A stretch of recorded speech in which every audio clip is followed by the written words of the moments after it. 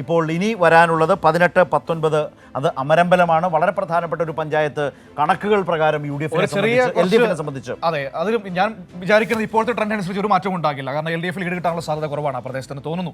ഇപ്പോഴത്തെ ഒരു നീക്കം അനുസരിച്ച് നമ്മൾ കണ്ടതല്ലേ, ഒരിടത്ത് പോലും LDF-ന് അവരുടെ ശക്തി കേന്ദ്രങ്ങളിൽ ലീഡ് കിട്ടിയില്ല. ഒരു 2 റൗണ്ട് ഒഴിച്ച് അല്ലെ, 2 റൗണ്ട് വളരെ നേരിയ ലീഡ് മാത്രം. അതായത് അമരമ്പലം LDF ഭരിക്കുന്ന പഞ്ചായത്താണ്. LDF ഭരിക്കുന്ന പഞ്ചായത്തായിരുന്നില്ലേ?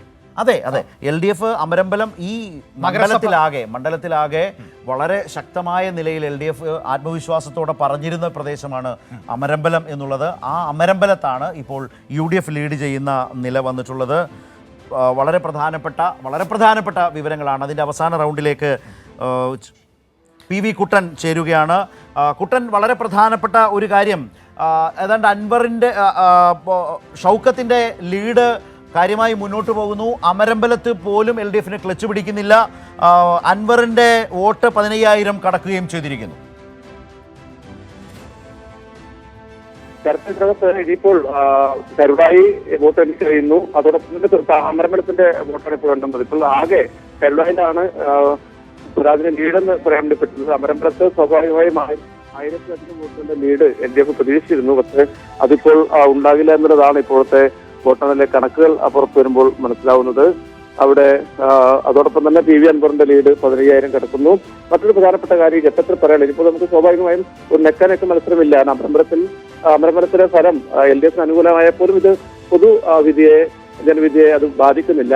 അത് ആ സമയത്ത് പറയുന്ന മറ്റൊരു കാര്യം, BJP-യുടെ വോട്ടുകളുണ്ടായ വലിയ കുറവാണ്. BJP സ്ഥാനാർത്ഥി കഴിഞ്ഞ ദിവസം തന്നെ പറഞ്ഞിരുന്ന വോട്ടുകൾ കോൺഗ്രസിന് മറിച്ചിട്ടുണ്ടാകാം എന്നുള്ള തരത്തിലുള്ള പ്രസ്താവനയൊക്കെ വലിയ വിവാദമായി കഴിഞ്ഞ ദിവസം വന്നിരുന്നു.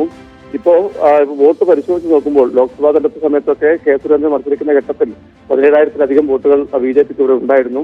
പിന്നീട് പ്രിയങ്ക ഗാന്ധിയുടെ തെരഞ്ഞെടുപ്പ് സമയത്ത് അന്നും BJP-ക്ക് ഒരു 13,000 വോട്ടോളം ഉണ്ട്. ഇപ്പോൾ ആ നിലയിലേക്കൊന്നും എത്താതെ വോട്ടിംഗ് നില വളരെ താഴേക്ക് പോകുന്നൊരു സിറ്റുവേഷൻ ഉണ്ട്.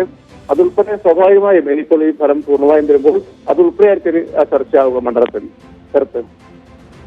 ശരി, വളരെ പ്രധാനപ്പെട്ട ഏതായാലും ഈ വോട്ടെണ്ണലിൻ്റെ അവസാന റൗണ്ടുകളിലേക്ക് പോകുന്ന ഒരു സാഹചര്യമാണ്. അതിലേറ്റവും പ്രധാനപ്പെട്ട കാര്യം അമരമ്പലത്ത് UDF ലീഡ് ചെയ്യുന്നു എന്നുള്ളത് തന്നെയാണ്. 17-ാം റൗണ്ട് എന്നുള്ളതാണ് വളരെ പ്രധാനപ്പെട്ട ഒരു കാര്യം. അതുതന്നെയാണ് അമരമ്പലം LDF വളരെ ആത്മവിശ്വാസത്തോടെ തങ്ങൾക്ക് ലീഡ് കിട്ടും എന്ന് പ്രതീക്ഷിച്ച പ്രദേശമാണ്, പഞ്ചായത്താണ്. അവിടെ UDF ലീഡ് ചെയ്യുന്നു എന്നുള്ളത് ഈ തെരഞ്ഞെടുപ്പിൻ്റെ ഈ വോട്ടെണ്ണലിൻ്റെ അവസാന റൗണ്ടുകളിലെ ഏറ്റവും ശ്രദ്ധേയമായ മറ്റൊരു കാര്യം കൂടിയാണ് എന്നുള്ളതുണ്ട്. അത് LDF-നെ സംബന്ധിച്ച് വളരെ ഗൗരവമായി പരിശോധിക്കേണ്ട നിരവധി ഘടകങ്ങൾ ഈ പരാജയം മുന്നോട്ട് വെക്കുന്നുണ്ട്. അതേസമയം വലിയ രാഷ്ട്രീയ ചർച്ചകൾക്കും വിവാദങ്ങൾക്കും കൊണ്ടാണ് UDF-ന്റെ ഈ വിജയം UDF ക്യാമ്പുകളിലേക്ക് വന്നിട്ടുള്ളത്. LDF-ന് കൃത്യമായിട്ട് അവരുടെ പൊളിറ്റിക്കൽ വോട്ടുകൾ ഉറപ്പിക്കാൻ കഴിഞ്ഞിട്ടില്ലേ? അതൊക്കെ ഉറപ്പായും കിട്ടിയിട്ടുണ്ട്. നോക്കിയാൽ അതിന് മുമ്പുണ്ടായിരുന്നില്ല. കാരണം വളരെ ശക്തമായ ഒരു ചതുഷ്കോണ മത്സരം അല്ലെങ്കിൽ ശക്തമായ ഒരു ത്രികോണ മത്സരം വരുമ്പോൾ പോലും അതിനകത്ത് രാഷ്ട്രീയമായി ഒരു മത്സരത്തിൽ നില ഉറപ്പിച്ചുകൊണ്ട് ആ പൊളിറ്റിക്കൽ വോട്ടുകൾ ആ മുന്നണിക്ക് ആർജിക്കാൻ കഴിയുന്നുണ്ട്. അത് എല്ലാ കാലത്തും നിലമ്പൂരിന്റെ ഒരു സാഹചര്യം അതാണ്. രാഷ്ട്രീയമായ ഇടതുപക്ഷ വോട്ടുകൾ കൊണ്ട് മാത്രം സമാഹരിച്ച് ജയിക്കാൻ കഴിയില്ല മണ്ഡലമല്ല. അതിപ്പോ മണ്ഡല പുനർനിർണയത്തിന് ശേഷവും അങ്ങനെ. അതെ, അപ്പോൾ അധികമായ വോട്ടുകൾ എത്താൻ കഴിയണം.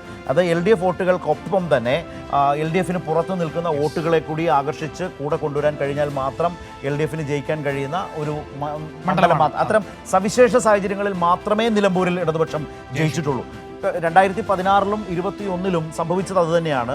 LDF വോട്ടുകൾക്കൊപ്പം മുൻപ് കോൺഗ്രസിൻ്റെ നേതൃനിരയിൽ മലപ്പുറത്ത് ഉണ്ടായിരുന്ന PV അൻവർ ഇപ്പുറത്തേക്ക് ഇടതുപക്ഷത്തേക്ക് വരികയും അങ്ങനെ ഇടതു സ്വതന്ത്രനായി വരികയും അങ്ങനെ ഇടതുപക്ഷത്തേക്ക് ലഭിക്കാതിരുന്ന കുറേ വോട്ടുകൾ കൂടി സമാഹരിച്ചുകൊണ്ടാണ് വന്നിട്ടുള്ളത്. ഇപ്പോൾ